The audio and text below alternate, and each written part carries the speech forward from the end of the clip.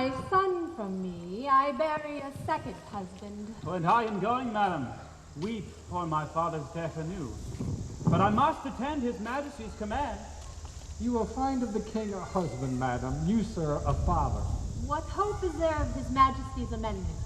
He hath abandoned the practices of his physicians and finds only the losing of hope with time. What is it the king languishes of? A fistula, my lord. I heard not of it before. Well, I would it were not notorious. This young gentlewoman had a father whose skill would have made death play for lack of work. He was famous in his profession, Gerard de Narbonne. He was excellent indeed. The king lately spoke of him admiringly and mournfully.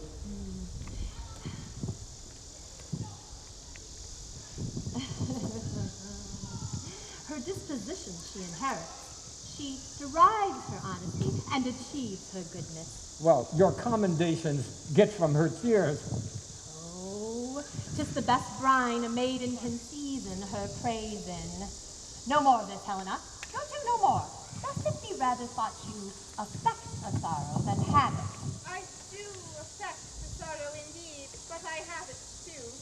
If the living be enemy to the grief, the excess of madam. makes it I desire your holy wishes. How understand we that?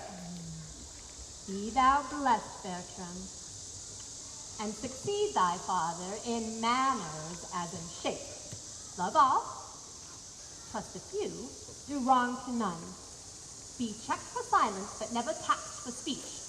What heaven more will that thee may furnish, and my prayers plucked down fall on thy head. Farewell, my lord. 'Tis an unseasoned courtier. Advise him. He cannot but want. What shall attend his love?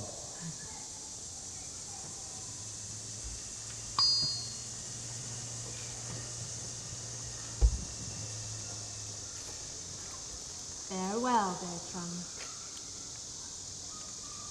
May the best wishes that can be forged in your thoughts be servants to you.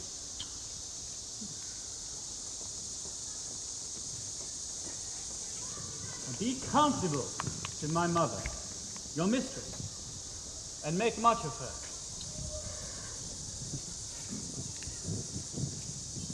Farewell, pretty lady. You must hold the credit of your father. Oh, were that all? I think not on my father. And these great tears? Grace his remembrance more than those I shed for him. What was he like? I have forgot him. My imagination holds in it no favor but Bertram's. I am undone. There is no living, none, if Bertram be away. 'Twere all one that I should love a bright particular star and think to wed it he is so above me. The ambition in my love thus plagues itself. The hind that would be mated by the lion must die for love.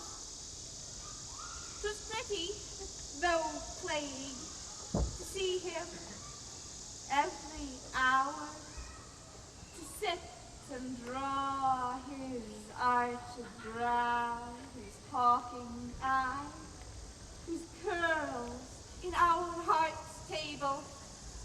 But now he's gone, and my idolatrous fancy must sanctify his relic. Who comes here? One that goes with him. I love him for his sake. Save you, fair queen. And you, monarch. No. And no. Are you meditating on virginity? Aye. You have some stain of soldier in you. Let me ask you a question. Man is enemy to virginity. How may we barricade it against him? Keep him out. But he assails, and our virginity, though valiant, yet in defense is weak. Unfold to us some warlike resistance?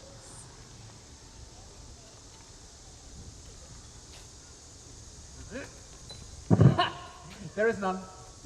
Man, sitting down before you, will undermine you and blow you up.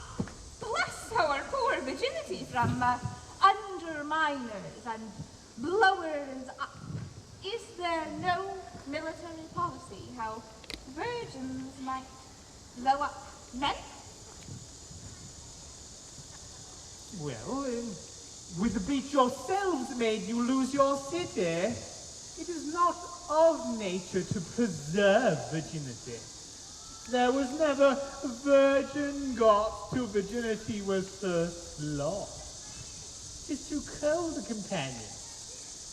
Away with it. I will stand for it a little, though therefore I die a virgin. As little can be said on it. It is against the rule of nature.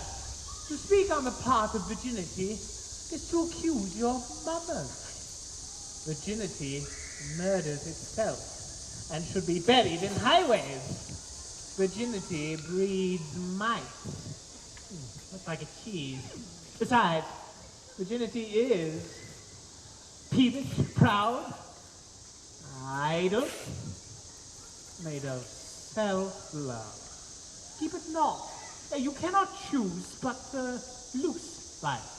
Out with it. Away with it. Might one, sir, lose it to her own liking? Let me see.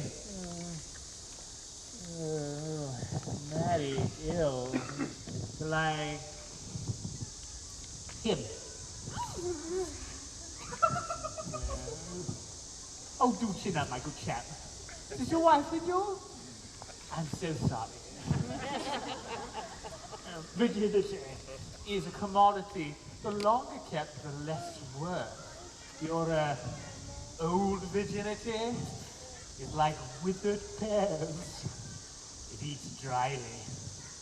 Will you anything with it? Not my virginity yet. There, shall your master have 1,000 loves, a mother and a mistress and a friend, a guide, a goddess and a sovereign, his jarring concord and his discord dulcet. He is one. What one of it? That, I wish well. 'Tis pity What pity? that we, the poorer born, whose baser stars do shut us up in wishes, might follow our friends, which never return us thanks. Little Helen, farewell. If I can remember thee, I will think of thee at court. Monsieur Parolles, you were born under a charitable star. Under Mars, I? I especially think under Mars, when he was retrograde. Why think you so? You go so much backward when you fight? That's your advantage. So is running away. I am so full of business I cannot answer thee. I will return thee perfect courtier, so thou will be capable of a courtier's counsel, and understand what advice shall thrust upon thee. Ow.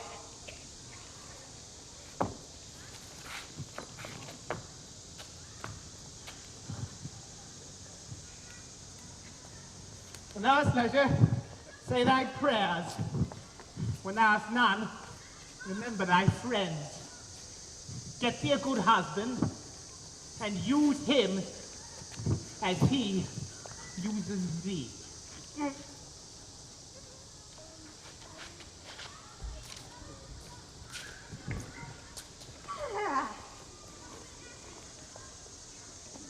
Our remedies oft in ourselves do lie, which we ascribe to heaven, the fated sky. The king's disease. My project may deceive me, but my intents are fixed and will not leave me.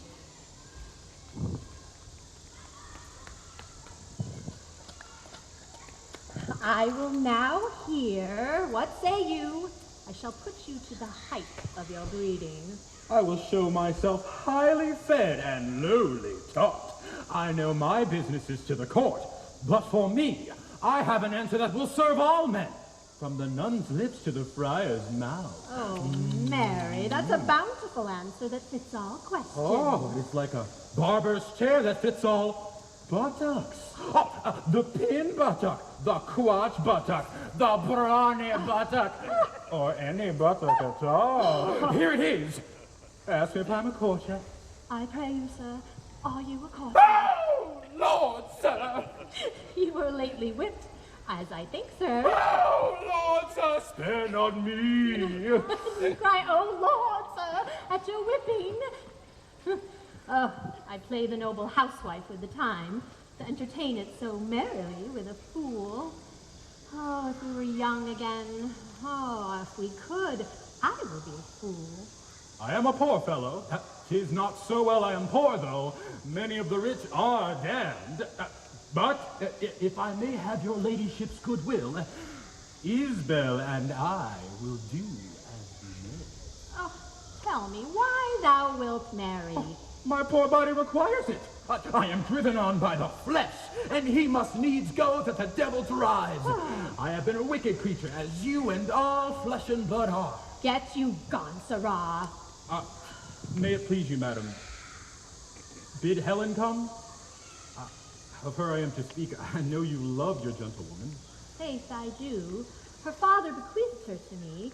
Without other advantage, there's more owing her than is paid. I was more near her than I think she wished. Alone she was and did communicate. She loved your son. This she delivered with the most bitterest touch of sorrow ere I heard virgin ever exclaimed. Sirrah, tell my gentlewoman I would speak with her. Begone, sir knave, and do as I command. Oh, that man should be at woman's command. Sirrah! Yet no hurt done, I am there for my legs. Many likelihoods informed me of this before, which hung so tottering on the balance I could neither believe nor misdoubt. Even so, it was with me when I was young. If ever we are nature's, these are ours.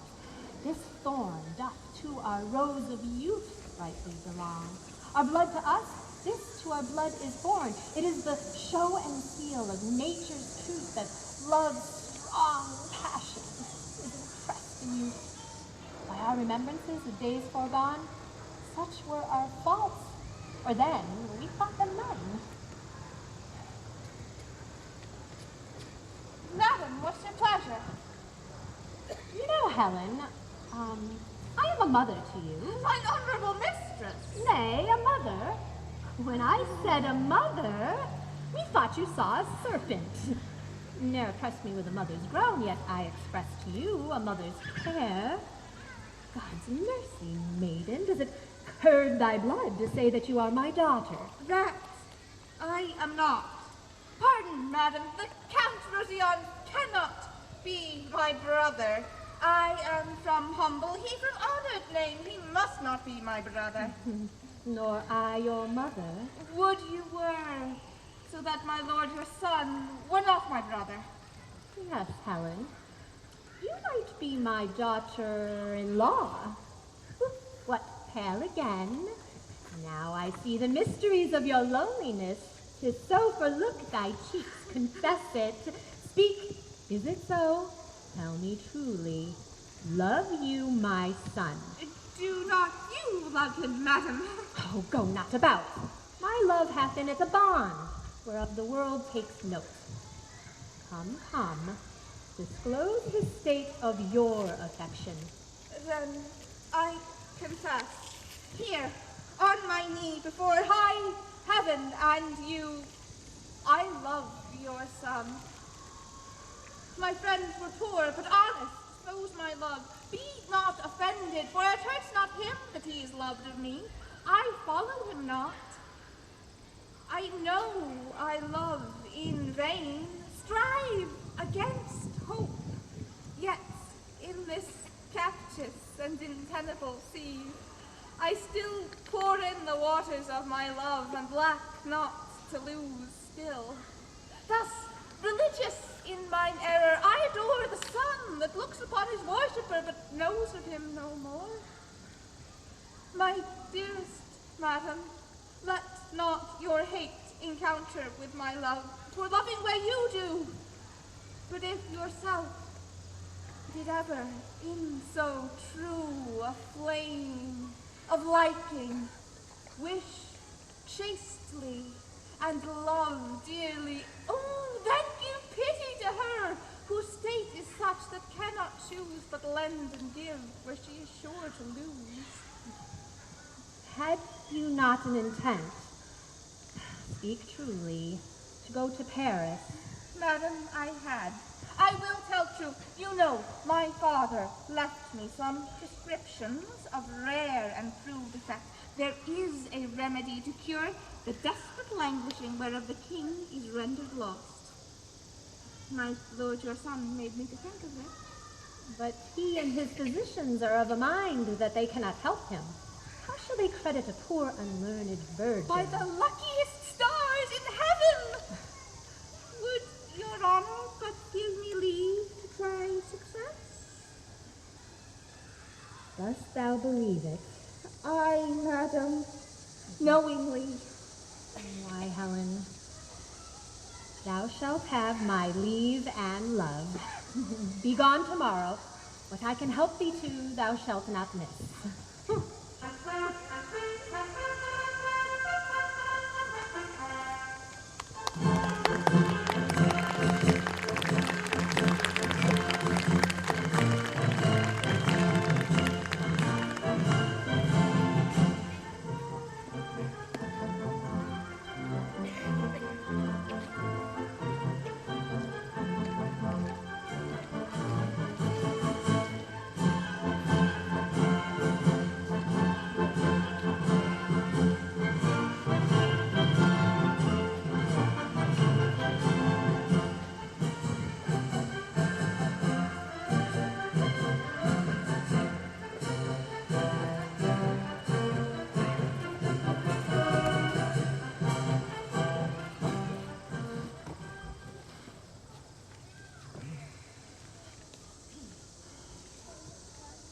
The Florentines, said I, have fought with equal fortune and continue a braving war.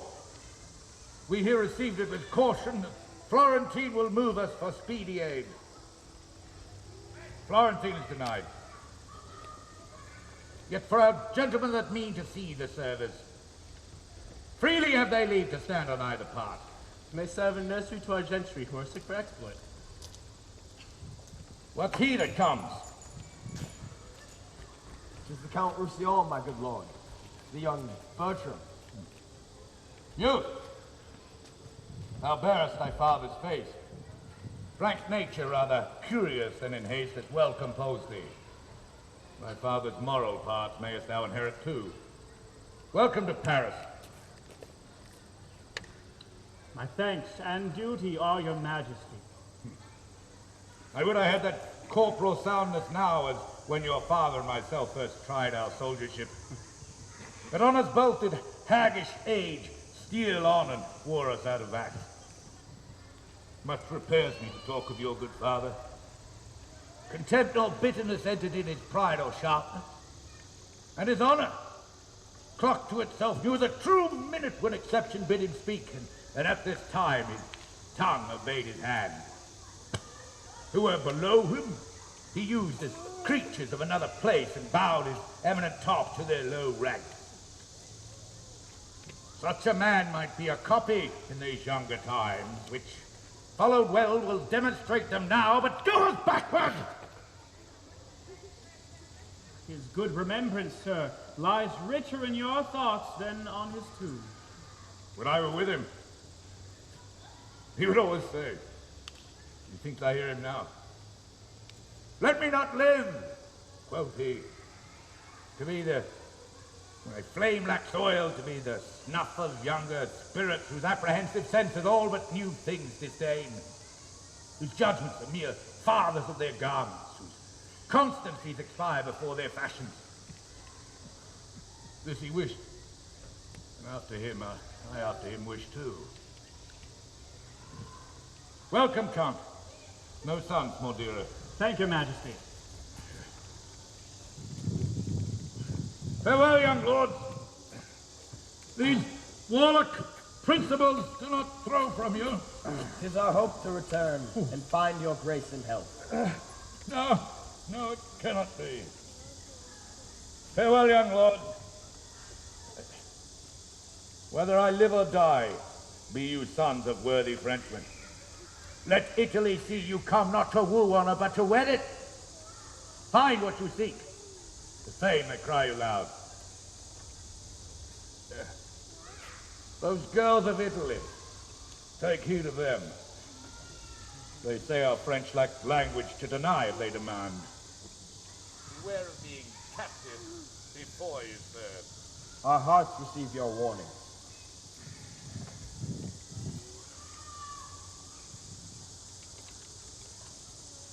Oh, 'tis brave wars, most admirable, and I have seen those wars. I am commanded here, and kept a coil with too young, and the next year, and 'tis too early.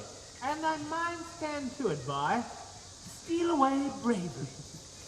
I shall stay here, the forehorse to a smock, creaking my shoes on the plain masonry, till honor is brought up, and no sword worn but one to dance with. By heaven, I'll steal away. There's honor in the theft. Committed, Count. Mars, dote on you. What will ye do? Stay the king. Farewell, Captain. Noble heroes, my sword and yours are kin. You shall find in the regiment one Captain Spurio, yes, with his emblem of war here on his sinister cheek. It was this very sword entrenched it. Say to him, I live, and observe his reports, war man. We shall, noble Captain. Our parting is a tortured body. After them, and take a more dilated farewell. Oh, pardon my lord for me and for my tidings. Well, see thee to stand up. Well, then here a man stands that begs your pardon. I would that thou had kneeled to ask my mercy, and so that at my bidding you could so stand up. And would I had, so I broke thy pate and asked thee mercy for it. Good faith, 'tis thus. Will you be cured of your infirmity? No!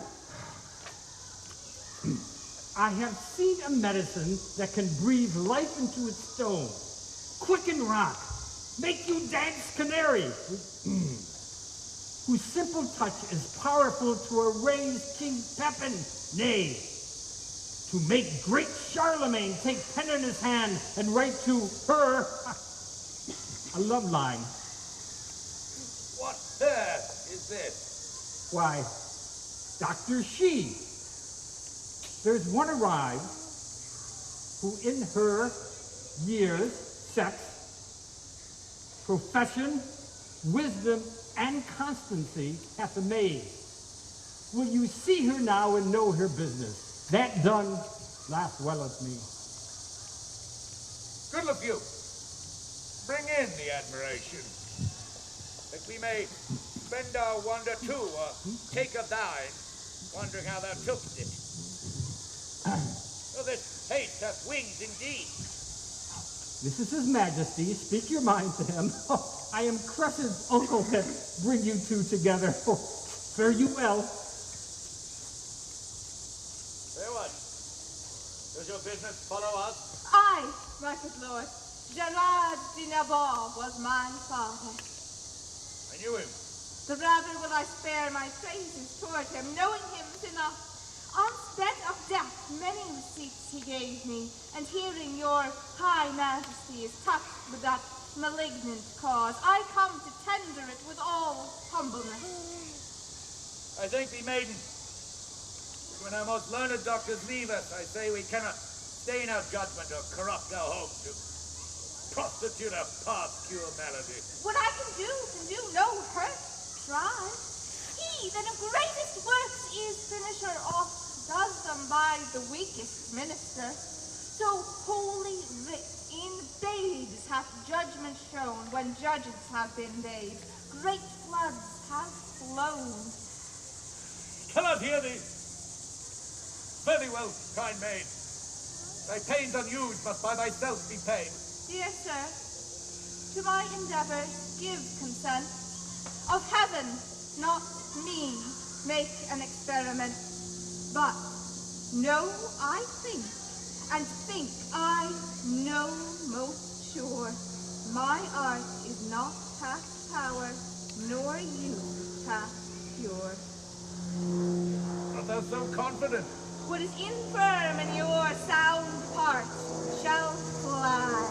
Health shall live freely, and sickness freely die.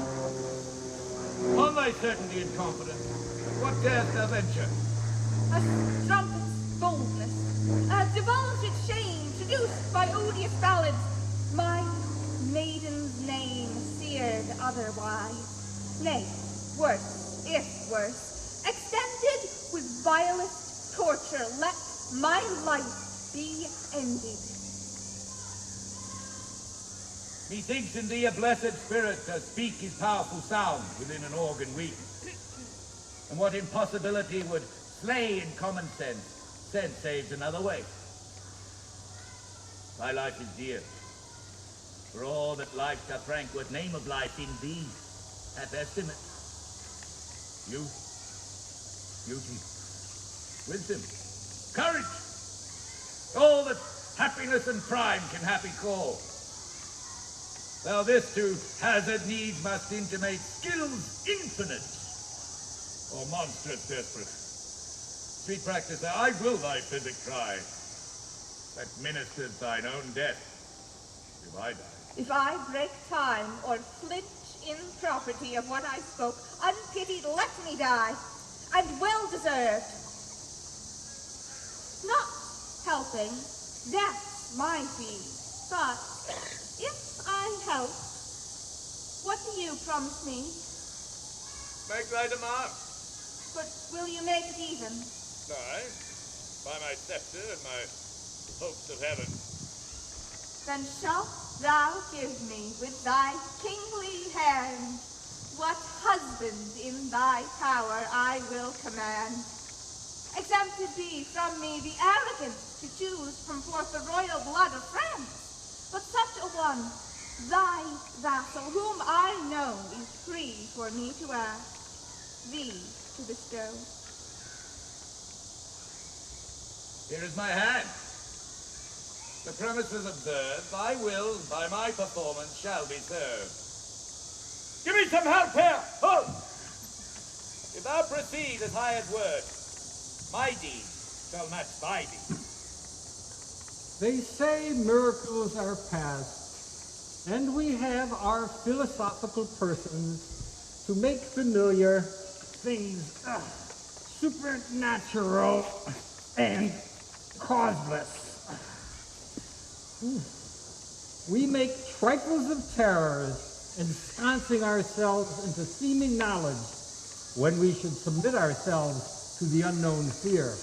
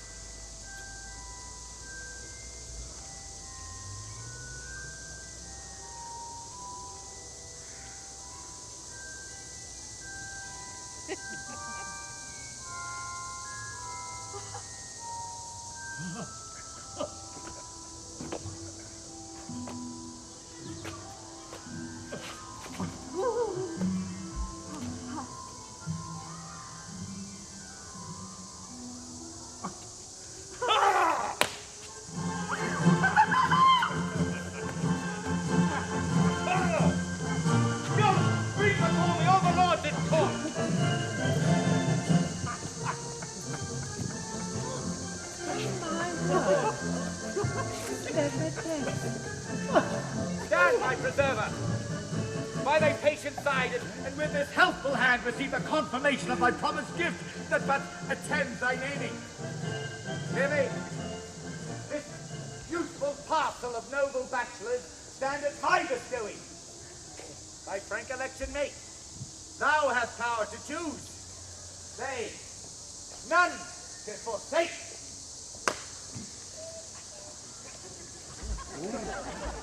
More divine! Is this not Helen? Oh, God, I think so. Peruse them well. There's not one of those but had a noble father. Gentlemen, heaven hath through me restored the king to health. We understand it, and thank heaven for you. I am a simple maid, and therein wealthiest that I protest, I simply am a maid. Please it, your majesty, I had done already. The blushes in my cheek thus whisper me, we blush that thou shouldst choose, but be refused. Let the white death sit in thy cheek forever, will ne'er come there again. Make choice and see. Who shuns thy love, shuns all his love in me. Now, Diane, from thy altar I do fly, and to imperial love that God most high. Sir, will you hear my suit? And grant it. Thanks, sir. All the rest is mute. I would rather be in this choice than throw dice for my life. My mouth no more broken than these boys, and with his little beard. The honor, sir, that flames in your fair eyes, before I speak too threateningly replies. Love make your fortunes 20 times above her that so wishes, and her humble love. No better if you please. My wish receive, which great love grants, and so I take my leave. Do all they deny her? They are boys of ice. They were sons of mine. I would send them to the Turks to make eunuchs of. Oh, they are bastards. Afraid I your hand should take. I'll never do you wrong for your own sake. Blessing on your vows, and in your bed find fairer fortune if you ever wed. You are too young, too happy, and too good to make yourself a son out of my blood. Fair one. I think not so.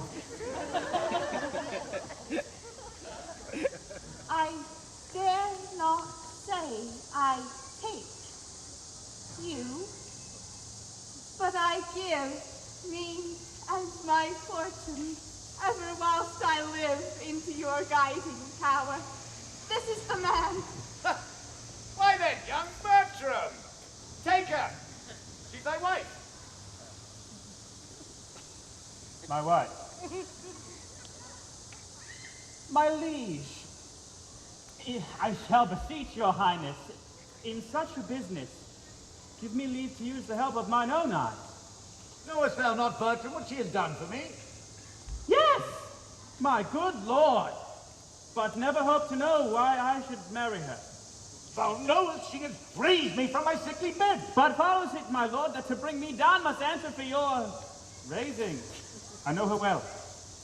She had her breeding at my father's charge. A poor physician's daughter, my wife? Well, disdain, rather corrupt me ever. 'Tis only title thou disdainst in her, the which I can bring up.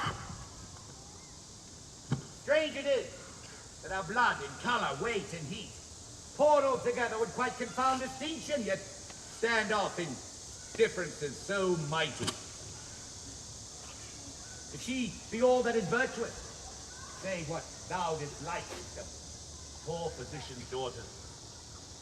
From lowest place, when virtuous things proceed, the place is dignified by the doer's deed. Goodness is good, without a name. And vileness is so. The property by what it is should go not by that title.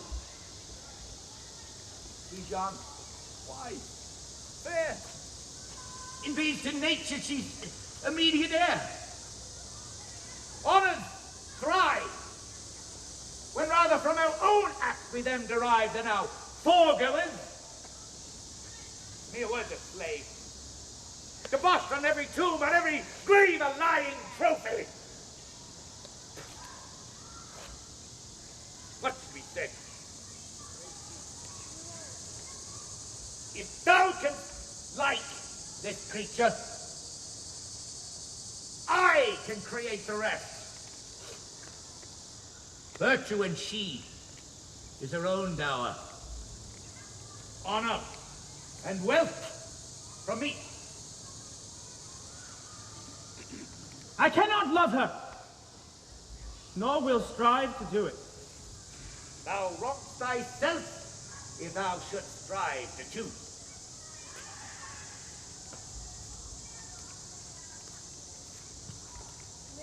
You are well restored, my lord. I'm glad. Let the rest go. It is my honor at the stake, which to defeat I must produce by power. Here, take a hand, proud, scornful boy. Unworthy this good gift. My love, and her desert that canst not dream. It is in us to plant thine honor where we please to have it grow. Check your contempt. Obey my will, or I will throw you from my care forever, and into that careless lapse of youth and ignorance, both by revenge and hate, loosing upon you in the name of justice without all terms of pity. Speak! That answer! Pardon, my gracious lord, for I submit my fancy to your eye. When I consider what great creation and what dole of honor flies where you bid it, I find that she, which in my nobler thoughts I thought most base, is now the praise of the king, who so ennobled is as 'twere born so.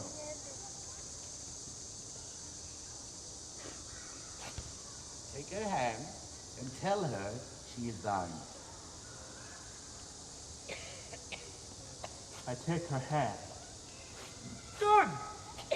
Fortune, the favor of the king, smile on this contract, whose ceremony shall seem expedient and be performed tonight. As thou lovest her, thy love for me religious, else does err.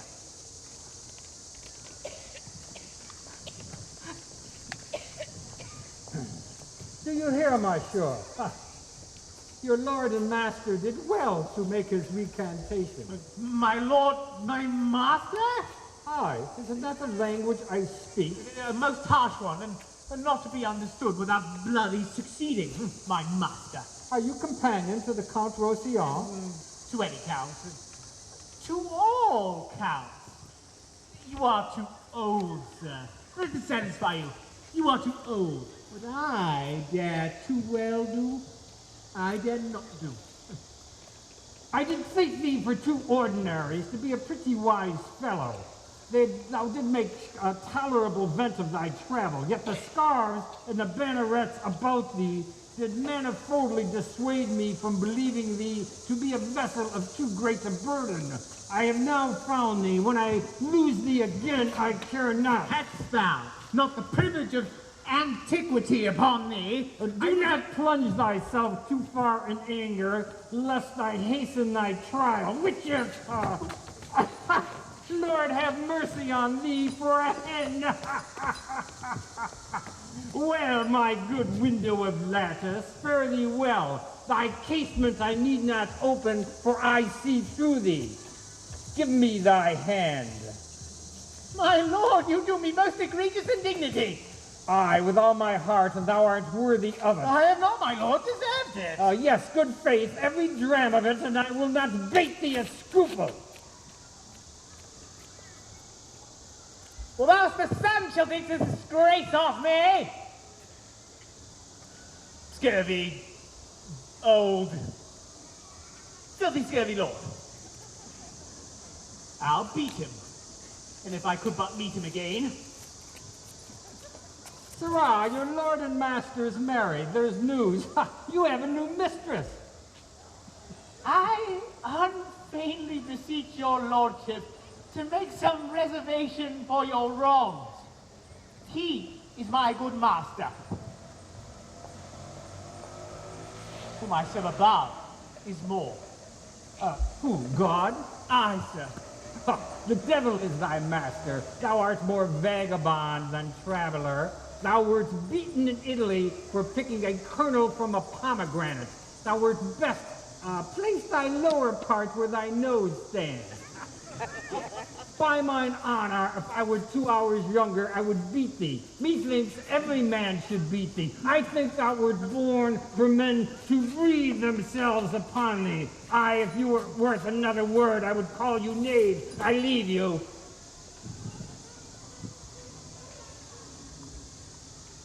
Good, very good. It's done. And forfeit to cares forever. Oh, what's the matter, sweetheart? My Parolles, they've married me. Child of the Tuscan War, and never better. France is a dog hole. To the wars, my boy. To the wars. He wears his honor in a box unseen that hugs his kicky-wicky head at home, spending his manly marrow in her arms, which should sustain the bound and high curvet of Mars' fiery steed. France is a stable. Therefore, to the war. It shall be so. I'll send her to my house, acquaint my mother with my hate to her, and wherefore I am fled, right to the king that which I durst not speak. His present gift shall furnish me in those Italian fields where noble fellows strike. War is no strife to the dark house and the detested wife. Go with me to my chamber and advise me. I'll send her straight away. Tomorrow, I'll to the war. She to her single sorrow. A young man married is a man that's marred. Therefore, away and leave her. Bravely. Go. As the king has done you wrong, but hush is so. Bless you, my fortunate lady. I hope, sir, I have your goodwill to have mine own good fortune. You had my prayers to lead them on, and have them still. Madam, my lord will go away tonight. A very serious business calls on him. What's his will out? That you will take your present leave of the king. Yet strengthen with what apology you may think it probable need. In everything I wait upon his will.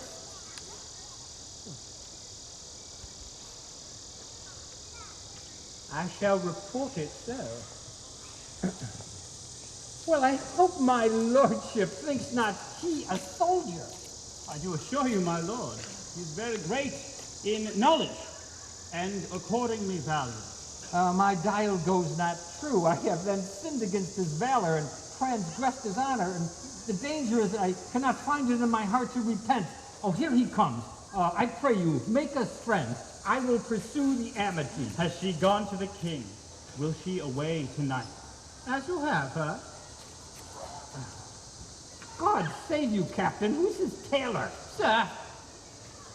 Sir? Oh, sir, yes. Oh, a great tailor, a very fine workman. Know him well. A good traveler is something that comes at the latter part of a dinner, but one who lies 3/3 should be heard once and beaten thrice. God save you, Captain. Is there any unkindness between my lord and you, monsieur? For it may be you have mistaken him, my lord. And shall do so ever. There is no kernel in this light nut. The soul of this man is his clothes. Farewell, monsieur. Believe this of me. Trust him not in matters of heavy consequence. I know them well. Farewell, monsieur. I have spoken better of you than you deserve at my hand, but we must do good against evil. An idle lord, I swear. I think not so. I do know him well, and common speech gives him a worthy pass. Here comes my clog. I have, sir, as I was commanded from you, spoke with the king and procured his leave for present parting. Only he desires some private speech to you. I shall obey his will.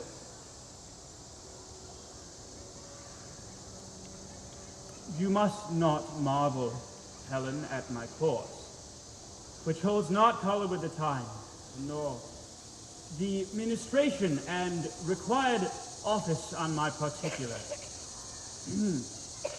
Prepared I was not for such a business. Therefore I am found so much unsettled. This drives me to entreat you that presently you take our way to home. And rather muse than ask why I entreat you, for my respects are better than they seem, and my appointments have been of a need greater than shows itself at the first view to you, who know them not. This, to my mother. I leave you to your wisdom. Sir, I can nothing say but that I am your most obedient servant. Oh, come, no more of that. And ever shall, with true observance, seek to eke out that wherein toward me my homely stars have failed to equal my great fortune. Oh, let that go! My haste is very great. Farewell. Hie home. Pray, sir, your pardon. I am not worthy of the wealth I own, nor dare I say it is mine, and yet it is. But like a timorous thief, most fain would steal, would law to crouch mine own. What would you have? Something. Scarce so much. Nothing, indeed, my lord. I would not tell you what I would. Faith? Yes. Strangers and foes you sunder and not kiss.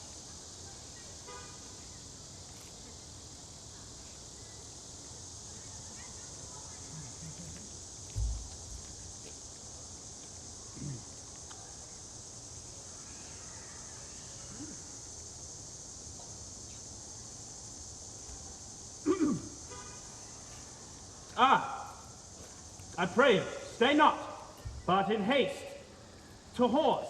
I shall not break your bidding, good my lord. Where are my other men, monsieur?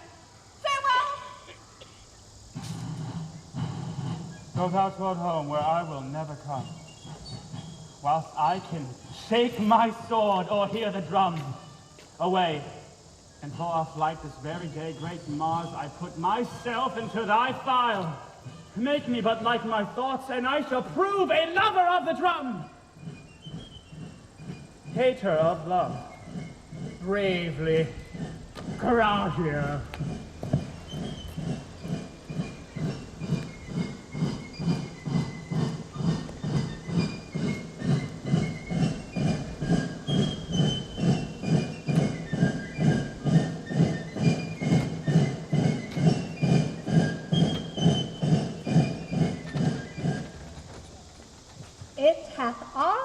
As I would have it, save he comes not along with her. Let me see what he writes, and when he means to come. I have sent you a daughter-in-law. She hath recovered the king, and undone me. I have wedded her, not bedded her, and sworn to make the knot eternal. You shall hear I am run away. Know it before the report come. If there be breath enough in the world, I shall keep a long distance. My duty to you, your unfortunate son, Bertram. This is not well.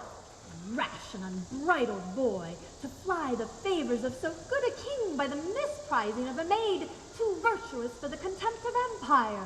Nay, there is some comfort in the news. Your son won't be killed so soon as I thought he would. Why should he be killed? So say I, madam. If he run away, as I hear he does, the danger is in standing to it. That's the loss of men, though it be the getting of children.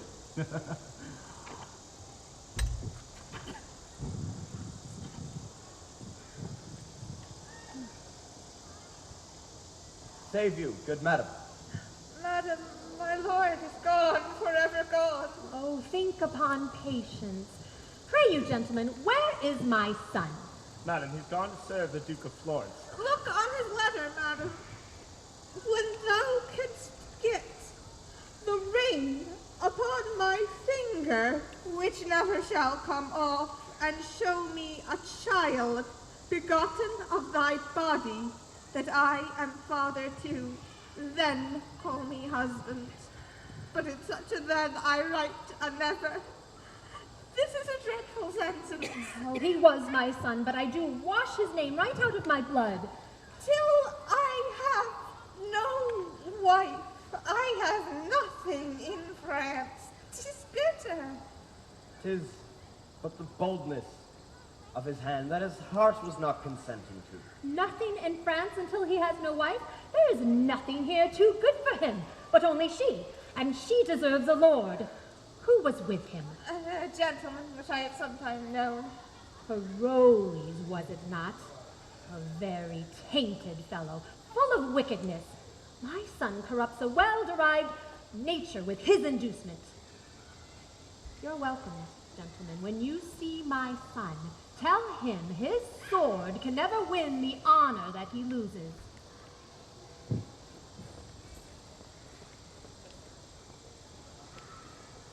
Till I have no wife, I have nothing in France. Nothing in France until he has no wife. Thou shalt have none, Lucian. None in France. Then hast thou all again. Poor Lord, is't I that chase thee from thy country and expose those tender limbs of thine to the event of the none-sparing war? And is't I that drive thee from the sportive court where thou wast shot at with fair eyes, to be the mark of smoky muskets? Oh, you Latin messengers that ride upon the violent speed of firefly with false aim, move the still piercing air that sings with piercing. Do not touch my lord. Whoever shoots at him, I set him there. And though I kill him not, I am the cause his death was so effected. Better it were I met the ravened lion where he roared with sharp constraint of hunger. No. Come thou home, Rufio. I will be gone. Come, night and day, for with the dark, poor thief, I'll steal away.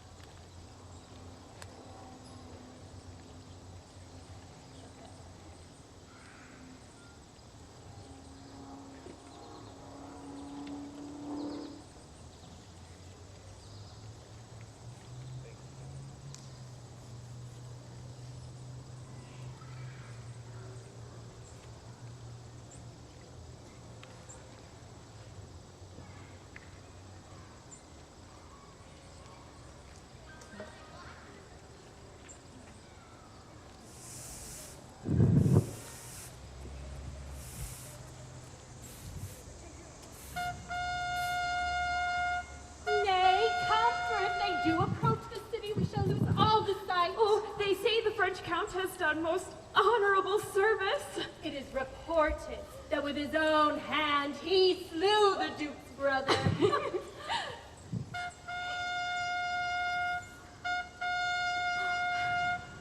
They are gone a contrary way. Come, let's return and suffice ourselves in the report of it.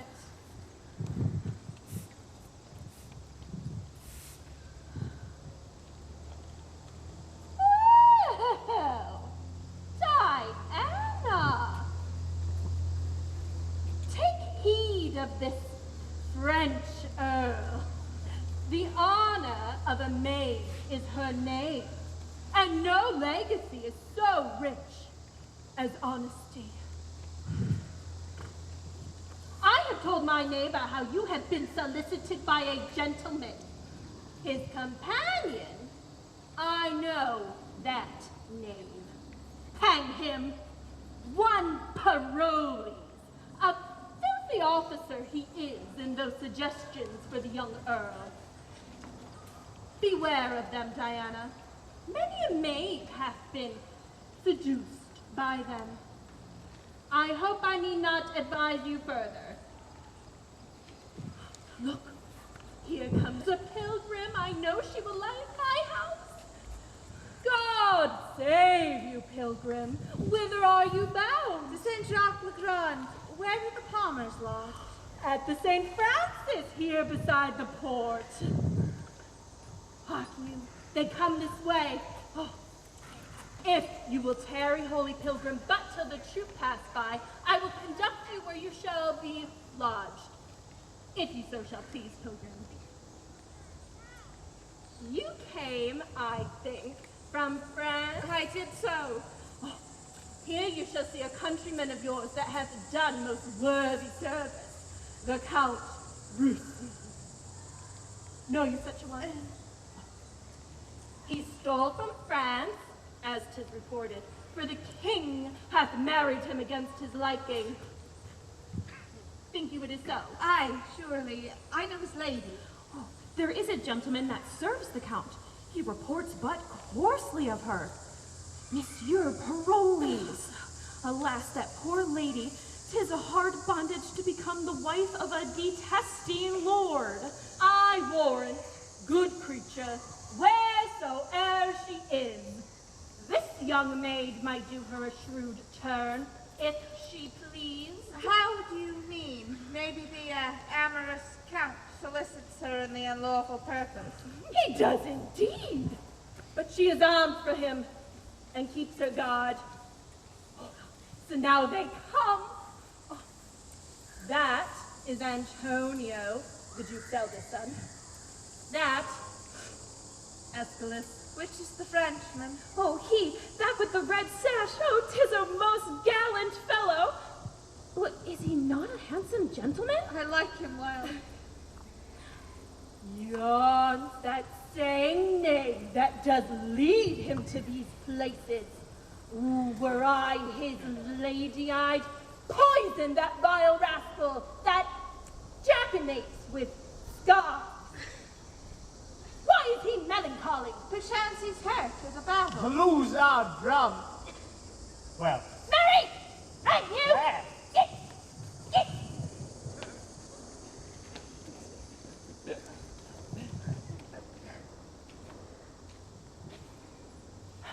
The troop is past. Come, pilgrim, and I will bring you where you shall host, already at my house. I humbly thank you.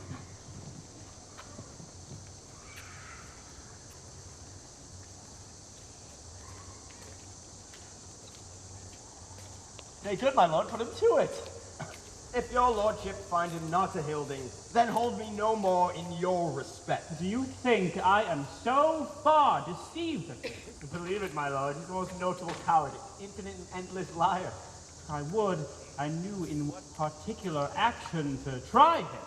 None better than to let him fetch his own drum, which you hear him so confidently undertake to do so.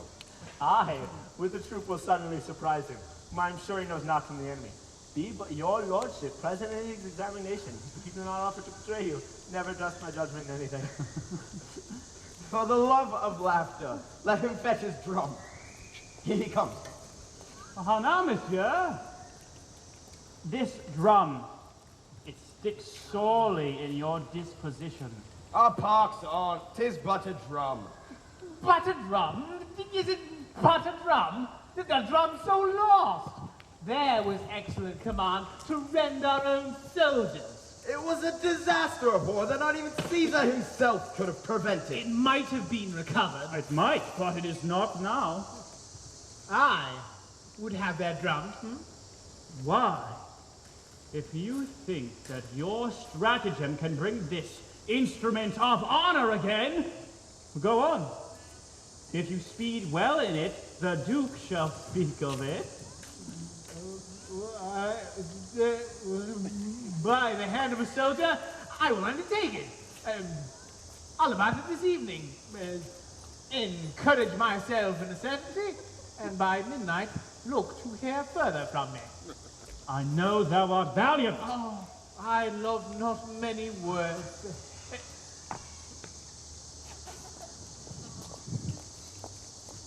No more than a fish loves water. You do not know him, my lordship, as we do.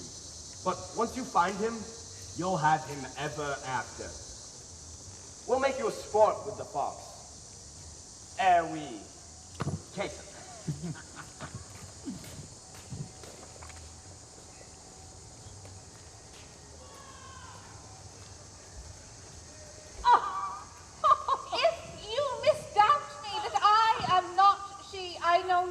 I shall assure you further. Though my estate be fallen, I was well born, and would not put my reputation now in any staining act. Nor would I wish you. First, give me trust. The Count, he is my husband. I should believe you, for you have showed me your great infortune. Take this purse of gold, and let me buy your friendly help. The Count woos your daughter, lays down his wanton siege before her beauty. We'll direct her how 'tis best to bear it. Now, she'll demand a ring the County wears that hath succeeded in his house from son to son, some 4 or 5 descents. This ring he holds in most rich choice, yet in his idle fire to buy his will, it would not seem too dear. Now I see the bottom of your purpose. You see it lawful, then. It is no more but that your daughter, ere she seem won, desires this ring. In fine, delivers me to fill the time, herself most chastely absent. After this, I'll add 3,000 crowns. I have yielded. Instruct my daughter how she shall persever. Every night he comes with musics of all sorts and songs composed, for he persists as if his life lay on. Why then tonight let us essay our plot, which, if it speed, is wicked meaning in a lawful deed.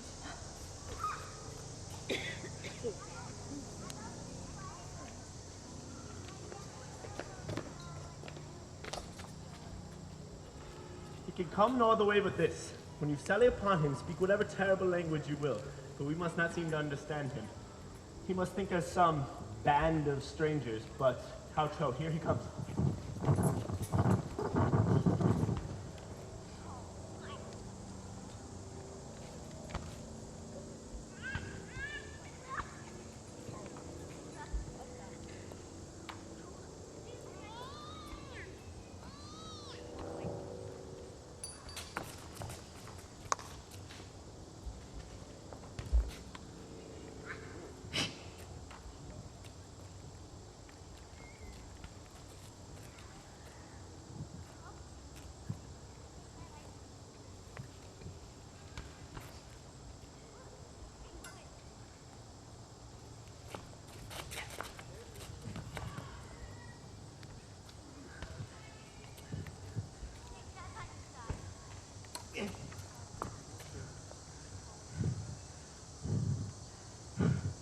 10 o'clock. Within these 3 hours, 'twill be time enough to go home. What shall I say I have done? They begin to smoke me. And disgraces have of late knocked too often at my door. I find my tongue is too foolhardy. The first truth that e'er thine own tongue was guilty of.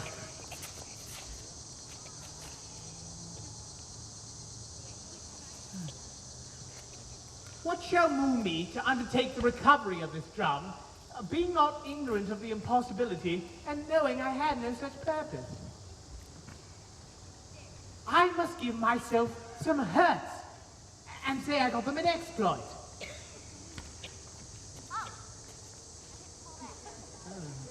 The slight ones will not carry it. They will say, "Ah, came you off for so little?"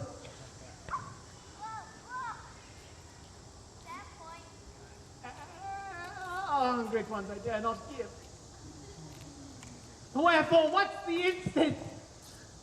I would the cutting of my garments would serve the turn, or the breaking of my Spanish sword, or the baring of my beard, and say it was done in stratagem. It would not do.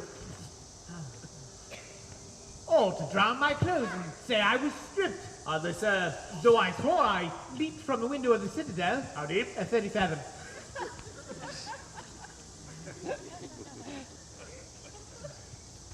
I would I had any drum. I'd swear I'd recovered it.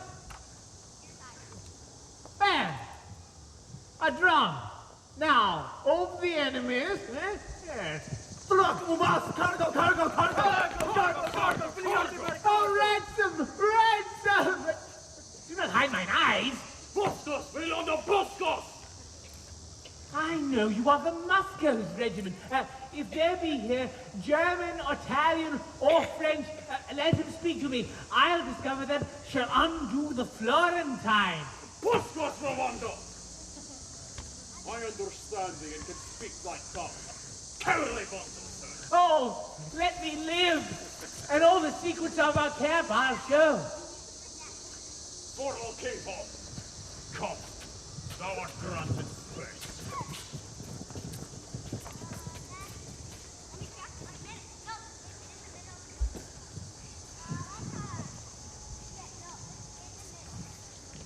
That you may well perceive I have not wronged you, you must know I am supposed dead.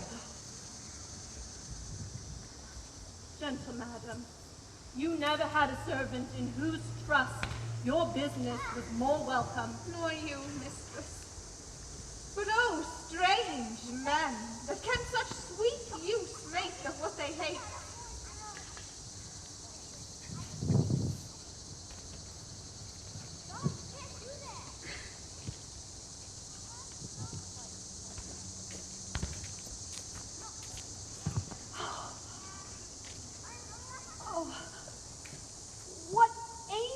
Shall bless this unworthy husband when haply he shall hear that she is gone. I would I had not known him. Oh, no. Your son at home, your daughter alive, but he was misled by this snip-taffeta fellow, this red-tailed humblebee I speak of. Oh, she 'twas a great lady. We may pick 1,000 salads ere we light on such another herb as her. Indeed, sir, she was the herb of grace. They are not the salad herbs, you knave. They are nose herbs. How dost thou profess thyself, a knave or a fool? A fool, sir, at a woman's service, and a knave at a man's. I would cozen the man of his wife, and do his service, and give his wife my bauble, sir, to do her service. Oh, I will subscribe for thee. Thou art both knave and fool. At your service. Oh, no. I grow weary of thee. Go thy way. Go thy way. Now.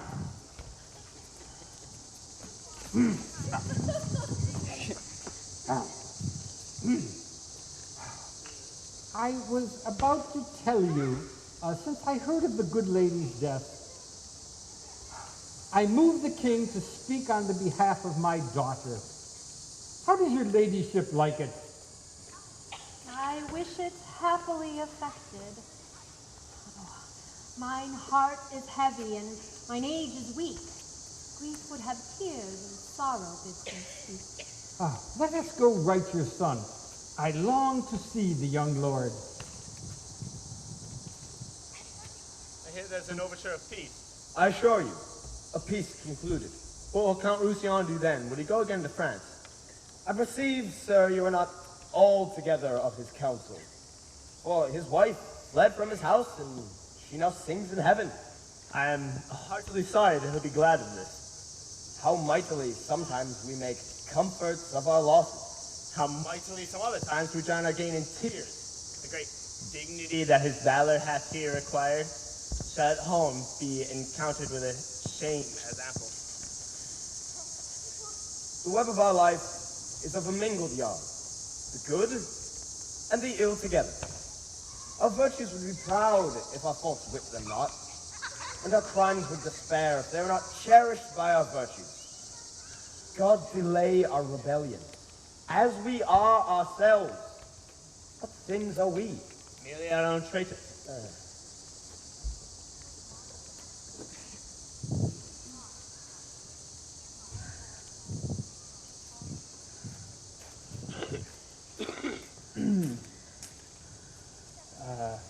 They told me your name was Fontebelle? No, my good lord, it's Diana. With title goddess. And worth it, with addition. But, fair soul, in your fine frame hath love no quality? If quick fire of youth light not your mind, you are no maiden, but a monument. When you are dead, should you be as you are now, for you are cold and stem. And you should be as your mother was, when your sweet self was gone. Oh, she then was honest. Well, so should you be. No, my mother did but duty, such, my lord, as you owe to your wife. Oh, come, no more of that. Pity do not strive against my vows. I was compelled to her. But I love thee.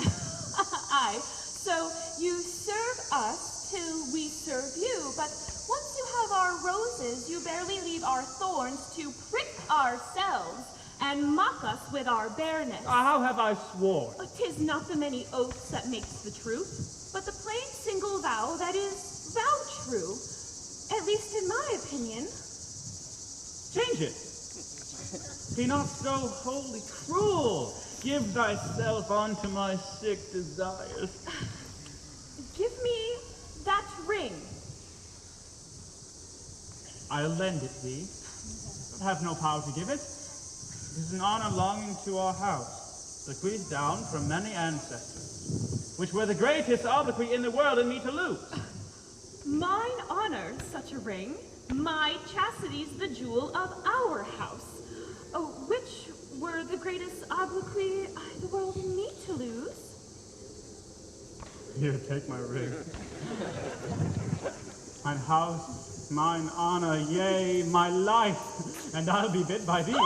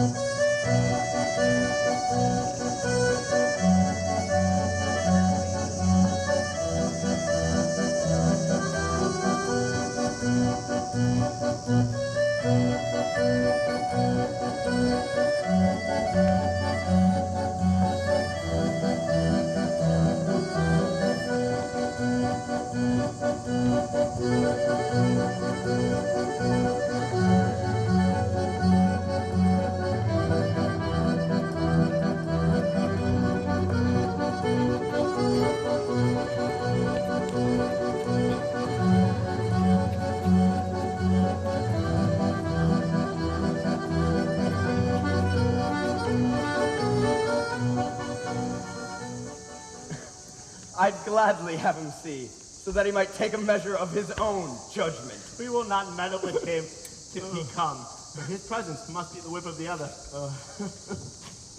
How now, my good lord? I have tonight dispatched 16 businesses, a month's length apiece. I have buried a wife, mourned for her, and between these main parcels effected many nicer needs. Oh, the business is not over, for fearing to hear of it hereafter. But, shall we have a dialogue between the fool and the soldier? Fetch him. He has sat in the stocks all night. He hath confessed, you must hear it. A plague on him. You can say nothing of me. Hush, hush. Hurlington!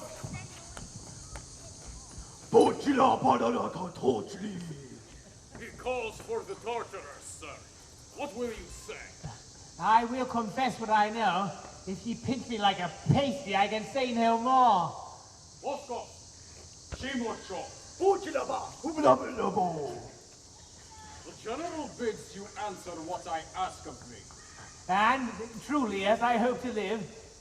First, you shall demand of him how many horse the Duke is strong. What say you?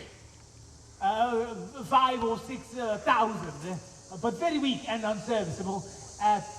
The commanders are very poor rogues, and the troops are all scattered. Shall I write your answer down as such? Do. I'll take the sacrament on it. What a purse-saving slave is this? I will never trust a man again for keeping his sword clean. Well, that's written down. Oh. I humbly thank you, sir. Truth's the truth, the rogues are marvelous poor, half of the which dare not shake snow from off their cassocks, lest they shake themselves to pieces. Demand of him my condition. What credit I have with the Duke. Next, you shall demand of him, one Captain Domain beyond the camp, what his relation is with the Duke. What say you? What is his honesty? I knew the man. He was whipped for getting the Shreves fool with child. He will steal, sir, an egg out of a cloister. He professes not keeping hers. In breaking them, he is stronger than Hercules. Drunkenness is his best virtue, or he will be swine drunk. And in his sleep, he does little harm, save to his bedclothes about him. But they know his conditions and lay him in straw. I begin to love him for this. Now, pox upon him, he is more and more a cat. He hath outvillained villainy so far that the rarity redeems him. And what of his brother, the other Captain Domain? Why does he ask of me? He excels his brother for a coward. In a retreat, he outruns any lackey. In coming on, he has the cramp. The Duke knows him, and wrote to me the other day to turn him out of the band. I think I have his letter in my pocket. Mary, we'll search. Aha! Here's the paper. Shall I read its contents? Diane, the Count's a fool and full of... That is not the Duke's letter, sir. That is an advertisement to one Diana. To take heed of one Count Roussillon. A foolish idle boy. For indeed I knew the young Count to be a dangerous and lascivious boy, who is a whale to virginity and devours up all the fry it finds. Oh, Daniel! When he swears, bid him drop gold and take it. For when he scores, he never pays the score. Men are to meddle with. Boys are not to kiss. For account of this, the Count's a fool, I know. Who swears when he scores, but never when he does oaths. Parolles. He shall be whipped through the army with this rhyme in his forehead. I could endure anything before, but a cat. And now he is a captive. Oh, sir, I fear by the general's looks, we shall be fain to hang you. My life, in any case. Ooh. Not that I am afraid to die, but my offenses being many, I would repent out the remainder of nature. Let me live, sir, in a dungeon, in the stocks, or anywhere, so I may live. We shall see what may be done. If thou livest, wilt thou undertake to betray the Florentine? I, and the captain of his horse, Count Roussillon, Creteur. I shall whisper with the general and know his pleasure. I'll no more drumming. A plague of all drums. Only to seem to deserve well, and to beguile the supposition of that lascivious young boy, the Count, have I run into this danger. That who would have suspected an ambush where I was taken? There is no remedy, the general says. Therefore you must die! Henceforth, over this head! Oh, Lord, sir, let me live! Or let me see my death. That shall you, and take leave of all your friends.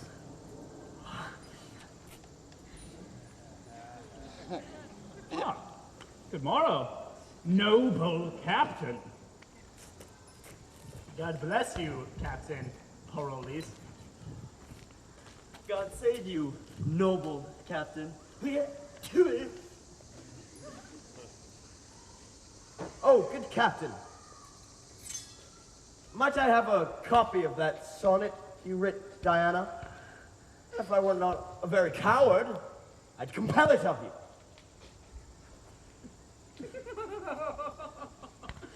Oh, you are undone, sir. Ooh, all but your scarf. That's not in it yet. Oh, nope.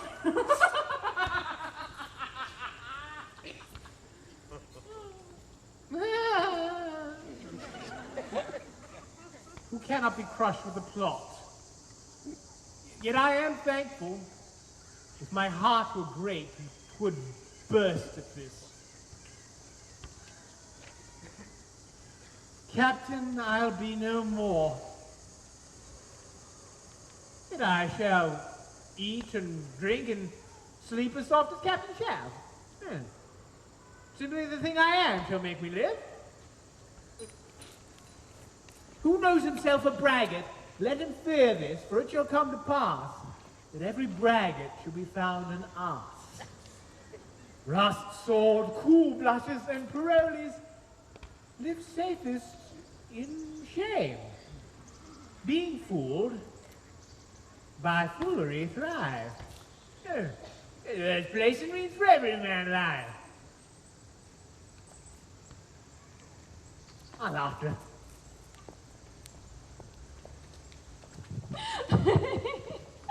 Oh, my mother told me just how he would woo. He had sworn to marry me when his wife's dead. Therefore, I'll lie with him when I'm buried. But since you wear your gentle limbs in my affairs, you do so grow in my requital as nothing can unroot you. The army breaking, my husband hies him home, where, by the leave of my good lord, the king will be before our welcome. This man may help me to his majesty's ear. Save you, sir! And you? Is she well? She is not well. But yet she has her health. She is very merry. But she is not well. But, thanks be given, she is very well and wants nothing in the world. But she is not well. If she be very well, what ails she that she is not very well? Truly, she is very well indeed, but for two things. What two things? One, that she is not in heaven, whither God sent her quickly. The other, that she is in earth, from whence God sent her quickly. I have seen you in the court of France. I have sometimes been there. Truly, madam, if God let man any manners, he may easily lose them at the court. He that cannot make a leg, put off's cap, kiss his hand and say nothing, has neither leg, hand, lip, nor cap. And indeed, such a fellow is not for the court. Faith, there are dozens of men who bow and bend at every man, but I have no mind to Isbel since I was at the court. Our Isbels of the country are nothing like your Isbels of the court. The brains of my Cupid's knocked out, and I begin to love like an old man loves money, with no stomach. What's your will? If it will please you, give this poor petition to the king. The king's not here. Not here, sir. Lord, how we lose our pain. All's well that ends well, yet, though time seems so adverse and means unfit, whither is he gone? As I take it, to Roussillon. Whither I am going, this I'll do for you. I will come after you, and you shall find yourself to be well thanked.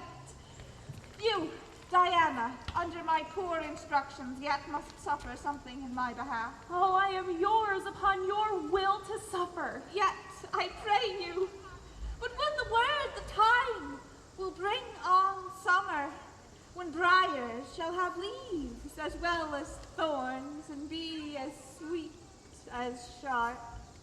We must away, our wagons prepared, the time revives us. All's well that ends well, still defines the crown. Whate'er the course, the end is the renown.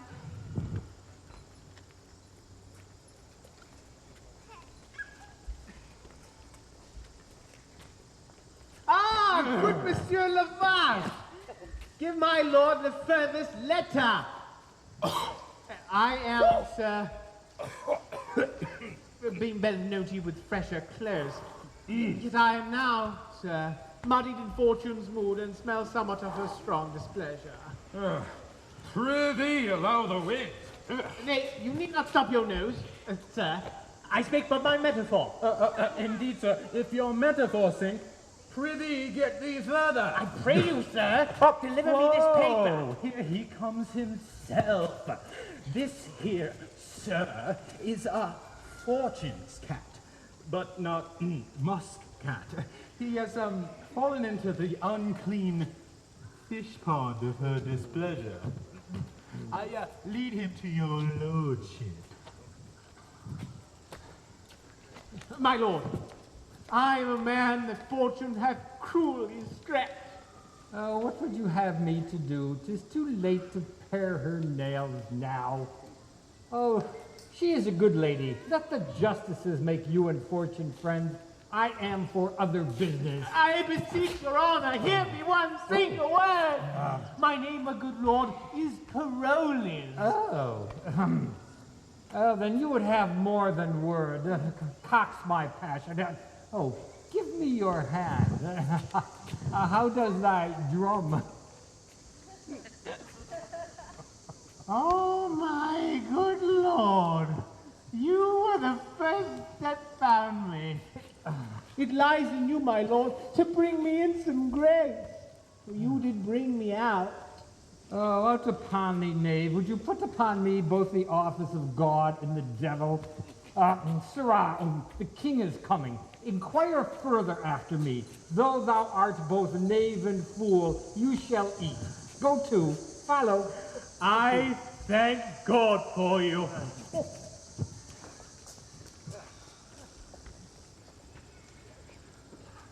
We lost a jewel of her, and our esteem was made much poorer by it, but your son, as mad in folly, lacked the sense to know her estimation home.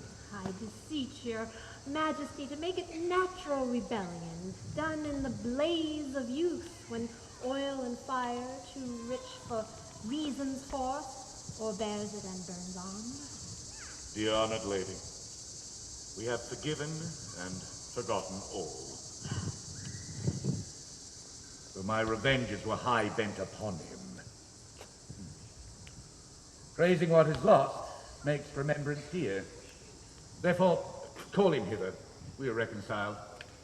Let him approach a stranger, no offender.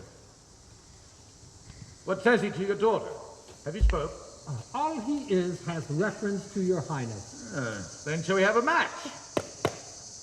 I have letters sent me that set him high in fame. I am not a day of season, for thou mayest see a sunshine and a hail in me at once. But to the brightest beam, distracted clouds give way. Therefore, stand thou forth. The day is fair again. My high repented blames, dear sovereign, pardon to me. All is whole. Not one word more. For I am old, and on our quickest decrees, the noiseless and inaudible foot of time steals ere we effect them. Remember you the daughter of this lord? Admiringly, my liege. At first I stuck my choice upon her, which warped the line of every other favor. Thence it came that she, whom all men praised, and whom myself, since I have lost, have loved, was in mine eye the dust that did offend it. That thou didst love her strikes some scores from the great Comte. Love that comes too late, crying of good that's gone. Our rash faults make trivial price of serious things we have, not knowing them until we know their grave. Be the sweet Helen's knell. Now forget her, send forth thy amorous token for fair Maudlin. And here we'll stay, to see our widower's second marriage day. Which better than the first? Oh, dear heaven bless. Oh, come on, my son. Give a favor from you to sparkle in the spirit of my daughter and hasten her arrival. Oh. Well, by my old beard and every hair that's on it. Helen, that's dead. Sweet creature that she was. Such a ring as this she wore the last night ere I saw her at the court. Well, hers it was not. Now, pray you, let me see it. For mine eye, while I was speaking off, was fastened to it. This ring was mine. I gave it Helen. My gracious sovereign, the ring was never hers. Son, on my life, I have seen her wear it. You are deceived. She never saw it. In Florence, was it from a casement thrown me? Plutus himself, that knows the tinct and multiplying medicine, has not in nature's mystery more science than I have in this ring. 'Twas mine. 'Twas Helen's. And if thou be well acquainted with yourself, confess 'twas hers, and by what rough enforcement you had it from her. She would never put it from her finger unless she gave it to yourself in bed, where you have never been. She never saw it! Thou speak'st it falsely. Does I love mine honor, but make conjectural fears to come into me that I would fain shut out. If it should prove thou art so inhuman, 'twill not prove so. Yet I know not. Thou did hate her deadly, and she is dead, which nothing could win me to believe more than to see this ring. Take him away. We'll sift this matter further. If you shall prove that ring was ever hers, you shall as easy prove I husbanded her bed in Florence, where yet she never was. I'm wrapped in dismal thinking. Gracious sovereign, gracious sovereign. Here's a petition from a Florentine. She told me it did concern your highness with herself.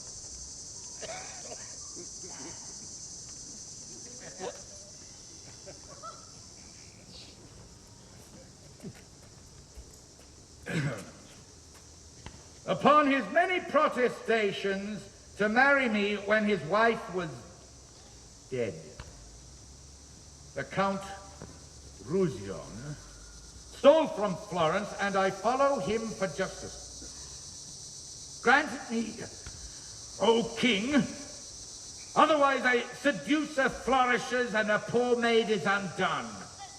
Diana Capulet. The heavens have thought well on thee, LeFew, to bring forth this discovery. Find these suitors, seek them. Go quickly. Bring again the Count. I am afeard the life of Helen, lady, has been foully snatched. Now justice on the doers. I wonder, sir, since wives are monsters to you, that you fly them as you swear them lordship. What woman's that? I am, my lord, a wretched Florentine.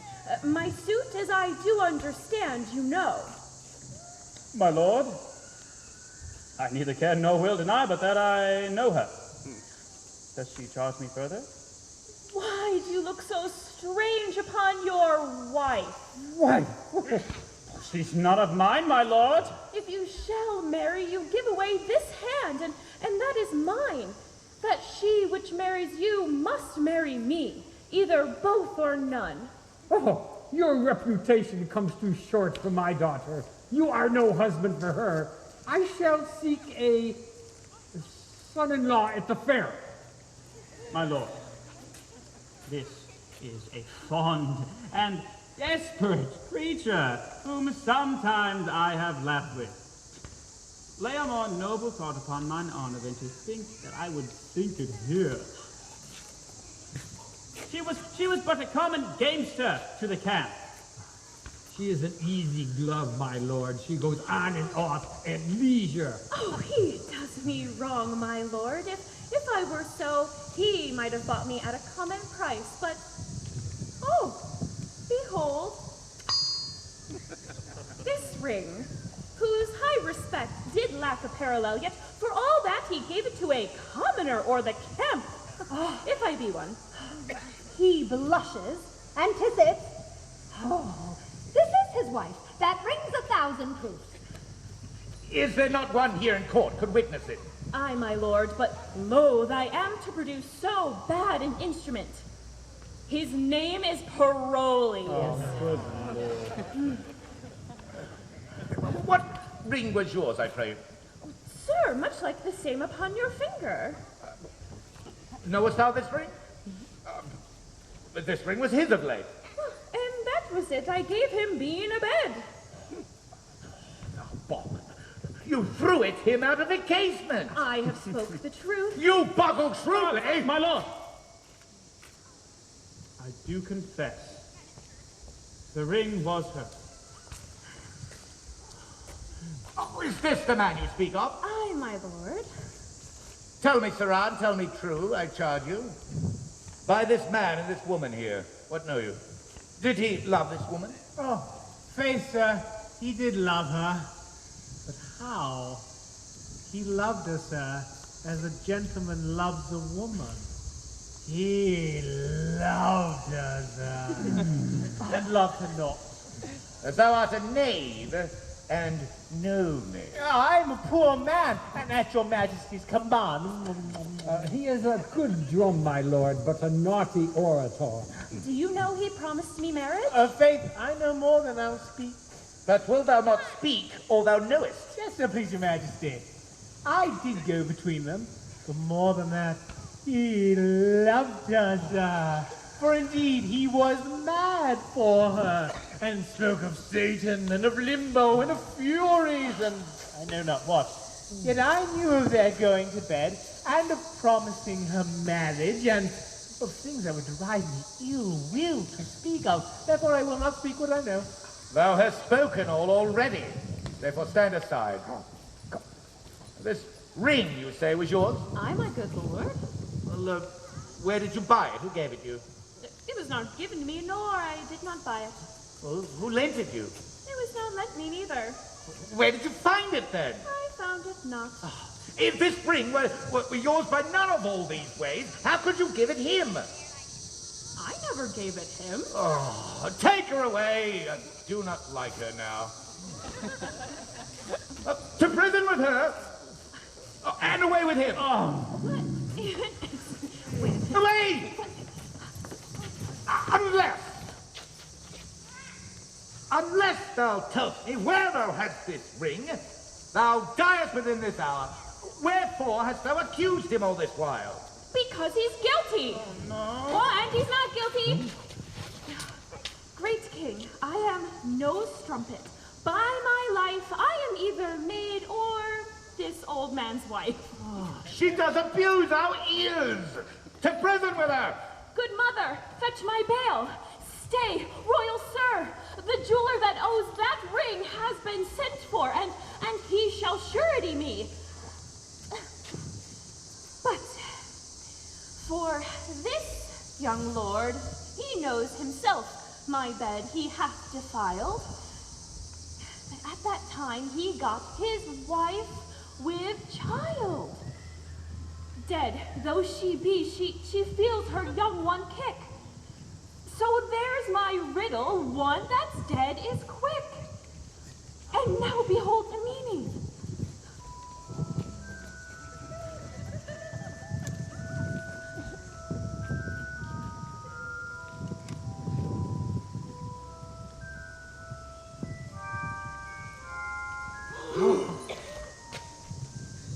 Is there no exorcist beguiles the true office of mine eye? Is it real that I see? No, my lord. 'Tis but the shadow of a wife, you see, the name and not the thing. Both. Oh, pardon. Oh, my lord, when I was like this maid, I found you wondrous kind. There's your ring, and here's your letter. This it says, when from my finger you can get this ring, and are by me with child. This is done. Will you be mine? Now you are doubly one.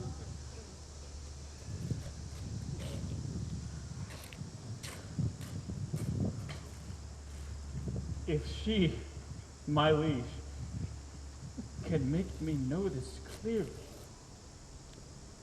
I'll love her dearly, ever dearly. Oh, mine eyes smell onions. I shall weep anon. Oh, good Tom Drun, lend me a handkerchief.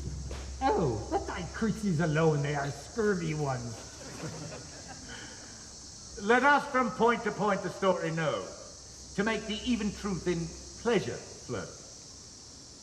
If thou beest yet a fresh uncropped flower, choose thou a husband.